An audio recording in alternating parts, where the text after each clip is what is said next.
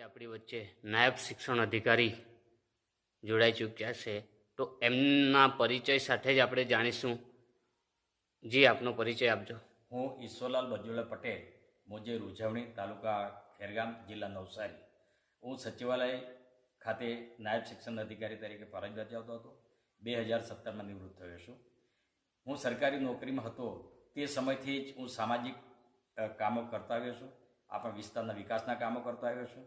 ખેરગામ ખાતે arts commerce college, પાછળથી વિજ્ઞાન કોલેજ, અને મહુવા કરચેલિયા ખાતે આર્ટ્સ કોમર્સ કોલેજ, અને ઉમરગામ સરીગામની આર્ટ્સ કોમર્સ કોલેજ પણ મારા વિચારને પ્રયત્ન જ બની છે. હાલે જે એક ગુજરાત રાજ્ય જિલ્લા નવસારી ખાતે ખેરગામ તાલુકામાં જે એક મોટો પ્રશ્ન હતો વિદ્યાર્થીઓ માટે કે વકીલોની હાલે મુશ્કેલી છે, બરાબર છે? તો જે પહેલ કરવામાં આવી છે, જે પહેલ શું હતી જે જણાવશો?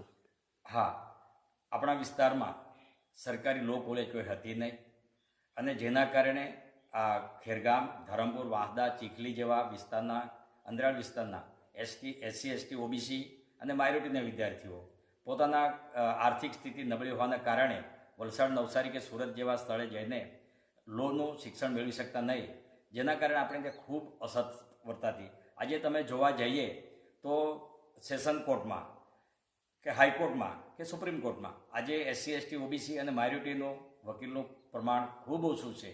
એ ધ્યાને રાખીને મેં એક વિચાર કર્યો કે આ વિસ્તારમાં પણ એક સરકારી કોલેજ હોવી જોઈએ.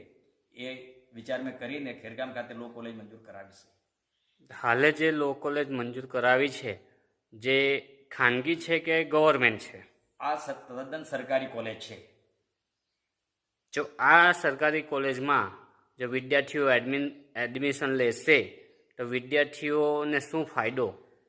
આ સરકારી કોલેજ છે, એમાં ફી તદ્દન નોમિનલ હોય છે. લગભગ વાર્ષિક ફી 1000 થી 1500 જેટલી હોય છે, જેથી ગરીબ ખેડૂતના દીકરા દીકરીઓ પણ ખૂબ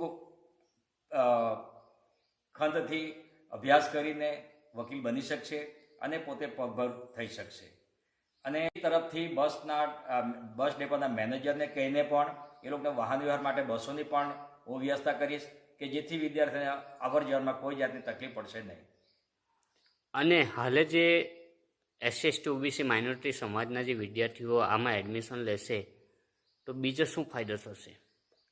ફાયદો તો એ થશે કે આજે ખરેખર પરિસ્થિતિ એવી છે કે કાયદાનું શિક્ષણ ન હોવાના કારણે આપણે આ જે ત્રણેય સમાજ છે, SC, ST, OBC અને માઇનોરિટી, તો એ લોકોને કોઈ પણ કાયદાની જરૂર પડે તો કોઈ બીજા પાસે જવું પડે, અને એ કાયદાનું સલાહ કોઈ મફતમાં આપતું નથી, જેના કારણે આ સમાજને ખૂબ સૂસાવવું પડતું. અને જેના કારણે આ કોલેજ લો કોલેજ સ્થપાય અને એ સમાજમાંથી લોકો કાયદાનું શિક્ષણ જાણતા થાય, એ કોઈ વ્યવસાય કરતા થાય, અને કોઈ કોર્પોરેટ કંપનીઓમાં પણ પોતે લીગલ એડવાઇઝર તરીકે કામ કરી શકે, એના માટે એક મારો હેતુ હતો અને આ કોલેજ મેં ચાલુ કરી છે. જે ઇન્ટરવ્યૂ આપ્યું તે બદલ આપનો આભાર. Thank you.